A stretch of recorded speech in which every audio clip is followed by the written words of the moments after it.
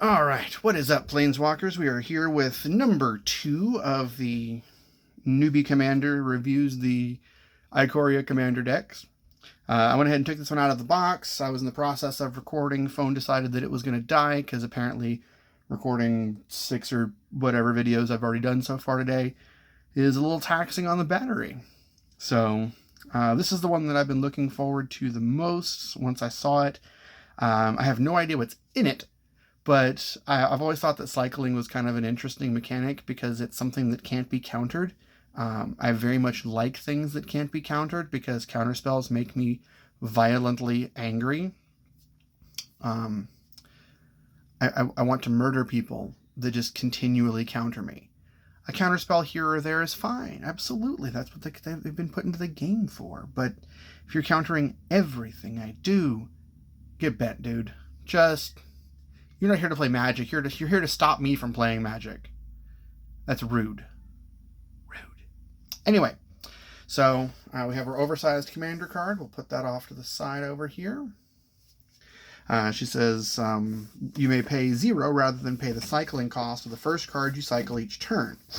Whenever you draw your second card each turn, create a 2/2 red and white dinosaur cat creature token, which is just sweet. Another of these just kind of blank cards. I don't know. So anyway, inside you got the stuff that we would normally expect. This time the counter is red to go with the theme of the red deck box. So we'll put that off to the side. And we got our commander deck itself. Okay. I don't think I'm going to go through and pick out the stuff this time. But as I go through it, I'll pull various things to various piles. So we have Gavi the Nest Warden, the basic commander, the one that we have the other big thing for.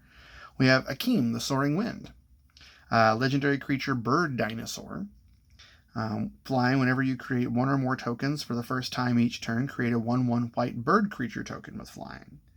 Creature tokens you control gain double strike until end of turn. Well, that's a game ender right there. I don't know that I would replace Gavi Nest Warden with that. Having it in there is good. But I don't know. And then we got the partners. We got Browlin the Sky Shark Rider. Whenever you discard a card, put a +1/+1 counter on Browlin Sky Shark Rider, and it deals 1 damage to each opponent. Target shark gains trample until end of turn. And then the other one is whenever you draw a card, put a +1/+1 counter on Shabraz, the Sky Shark, and you gain a life. Target human gains flying until end of turn. Huh, that's neat. I assume that partner with Browlin Sky Shark Rider means that you can go and find him, the same that he can go and find the shark. It doesn't say it, but it says partner and partner. I'm still new to the whole partner mechanic and how that all plays out. But unlike the first one, this very much feels like these are supporting legendaries for the main purpose. We have Dinosaur Cat, which is super cute, which is one of the reasons that I paused. And it's because the art was just like super adorable. I wanted to just like blah out. Wait a second. Locust God in this one? Huh. Well, that's going to be interesting. Let's find out. Anyway, so we got those. Move those off to the side. We've got Ash Barrens. Basic land cycling. Makes sense. Azorius Chancery. Bounce thing. Command tower. Battlefield tapped. Battlefield tapped. Battlefield tapped. Battlefield tapped. Battlefield tapped. Battlefield tapped. Battlefield tapped. Battlefield tapped. Battlefield tapped. You have no max hand size. Battlefield tapped. Tapped. I don't know why people play that card. That is so useless. Yeah, it's 1 land for 2, but there are so many better things to put in there. Yep, gotta upgrade the mana base, just like the last one. Okay. Cryptic Trilobite. It's an XX. Enters the battlefield with X +1/+1 counters on it. Remove a +1/+1 counter from it. Add 2 colorless. Spend this mana only to activate abilities. Tap 1 and it, put a counter on it. Interesting. I think that's actually a pretty decent card. It depends on how much mana you got floating around. For each opponent, destroy up to 1 target artifact or enchantment that player controls. For each opponent, that's kind of neat. And then the cycling is ridiculous. But when you cycle it, destroy all artifacts and enchantments. Okay. Herald of the Forgotten. 6/6 flying. When it enters the battlefield, if you cast it, return any number of target permanent cards with cycling abilities from your graveyard to the battlefield. That was absolutely designed to play with this. Crystalline Resonance. Whenever you cycle a card, you may have it become a copy of another target permanent until your next turn. Okay. Ethereal Forager. It's got Delve. Whenever it attacks, you can return an instant or sorcery card. Return it to its owner's hand. Have to keep track of the things that were specifically exiled by that, but that's pretty neat. This one is an expensive card. I know that because I opened one in my other stuff and I looked at the price. This is like $30-something. It's ridiculous. If you control a commander, you may cast this spell without paying its mana cost. Counter target non-creature spell. Notice that it says if you control a commander, not your commander. Important that. Agitator Ant. At the beginning of your end step, each player may put 2/1/1 counters on a creature they control. Goad each creature that had counters put on it this way. That has a chance to really bite you in the butt. Spellpire Phoenix. 4/2 flyer. Whenever a Spellpire Phoenix enters the battlefield, you may return target instant or sorcery card with a cycling ability from your graveyard to your hand. At the beginning of each end step, if you cycled 2 or more cards this turn, return it from your graveyard to your hand. Oh, gross. It should come to the battlefield. It going to your hand? That's bad. That needs to go away, replaced with something else. Surly Badgersaur. Whenever you discard a creature card, put a +1/+1 counter on it. Whenever you discard a land card, create a treasure token. And whenever you discard a non-creature, non-land card, he fights up to 1 target creature you don't control. Neat. You cycle a land, you get some ramp. Cycle. Akroma's Vengeance. Destroy all artifacts, creatures, and enchantments, or cycle for 3. So you got a board wipey thing. Astral Drift. Whenever you cycle Astral Drift or cycle another card while Astral Drift is on the battlefield, you may exile target creature. If you do, return that card to the battlefield under its owner's control at the beginning of the next end step. Neat. I think that was in Modern Horizons? Is that where that was printed? That's a response to Astral something else that was legal in Modern, or Legacy. And they wanted to bring it to Modern, but didn't want to bring the power or something. I don't remember. It's been a while. Decree of Justice. Create X 4/4 white angel creature tokens with flying. Or you can cycle it.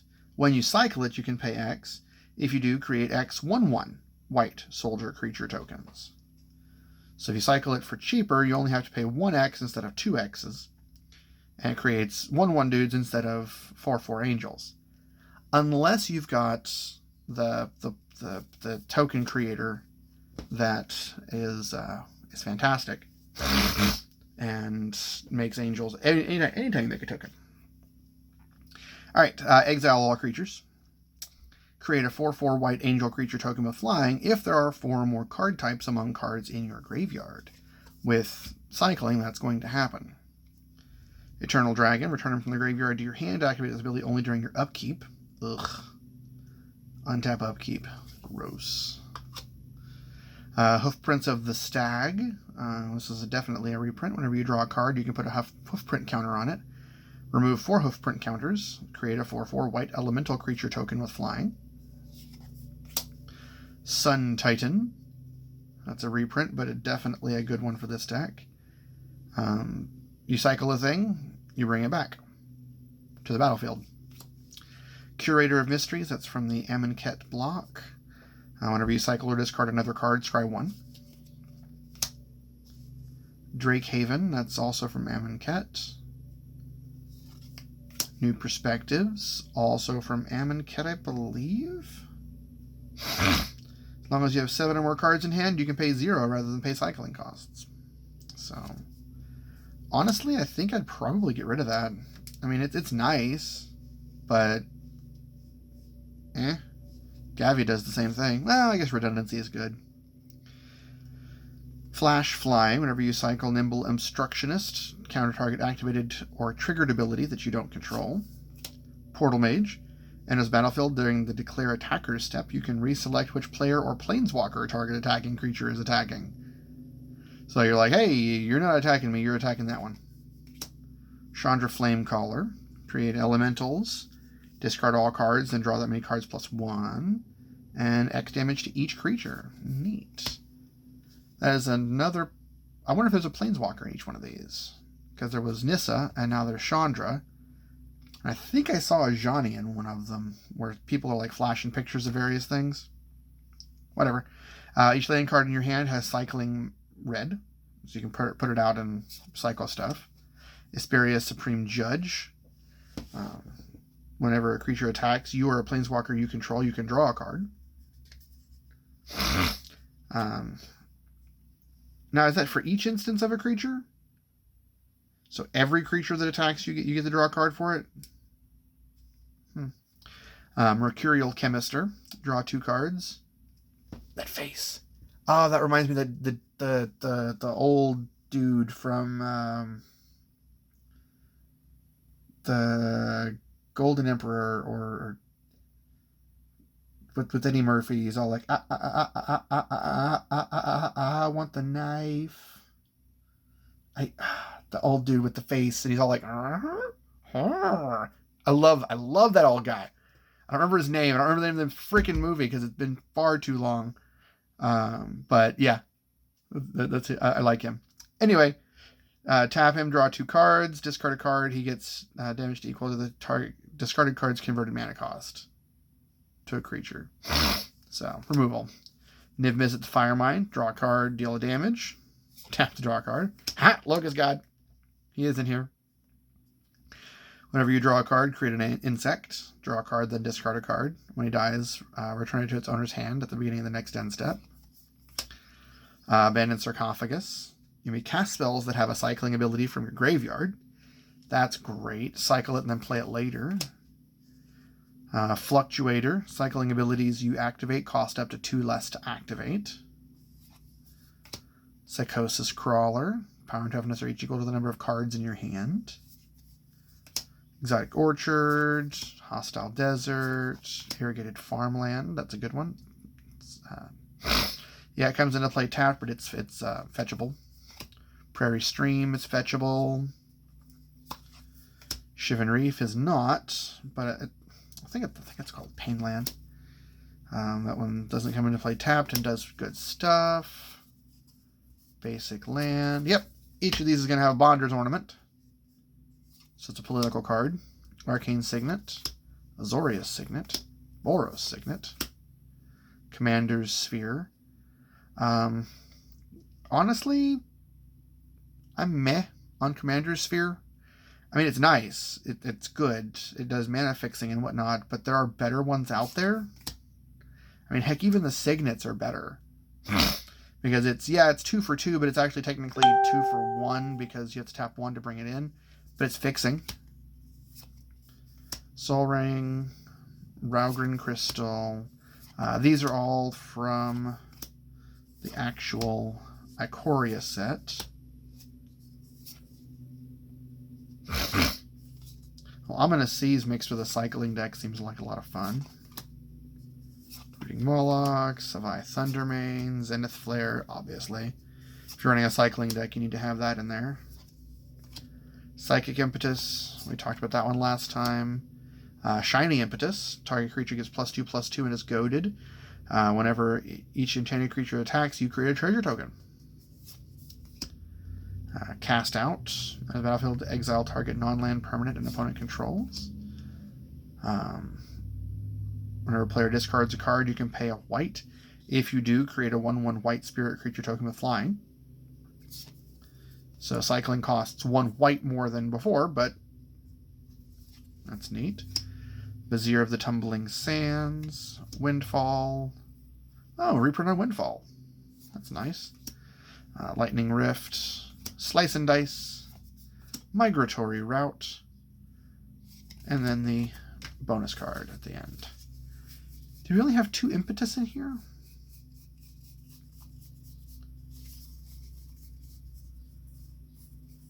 No, Martial Impetus. Did I skip that one? I did. Enchanted creature gets +1/+1 and is goaded. Whenever enchanted creature attacks, each other creature that's attacking one of your opponents gets +1/+1 until end of turn. Well, that's neat. Yeah, I like that one. I like that one a lot.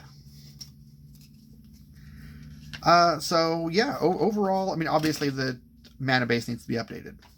Absolutely needs to be updated. It is ridiculous, and all the tap things are bad. The only tap ones that you should keep in there are the ones that cycle. And that's because they cycle. I mean, Ash Barrens is a good one. It has basic land cycling, so you can go get that. That's great. Go find the specific colors that you need. I don't know, though. It seems like a lot of fun. I'm going to enjoy playtesting this one. So, overall, I absolutely recommend Timeless Wisdom. Not just because if you buy it at the MSRP, quote, air quotes, MSRP, of $39.99, you're getting that value in the one card, just about. So you have your commander and that, and hey, there you go, you made your $40. I do not recommend going out and spending $70-something to get Timeless Wisdom, but if you can get it like it's supposed to be at 40, 45, maybe even 50, or trade a buddy for it, something like that. It seems like a lot of fun. I will, of course, be playtesting it, and I will see if I can't return with a concise yay or nay on these before too long. So, thank you very much. As always, like, subscribe, all that good stuff like you would normally do, and I will see you guys next video.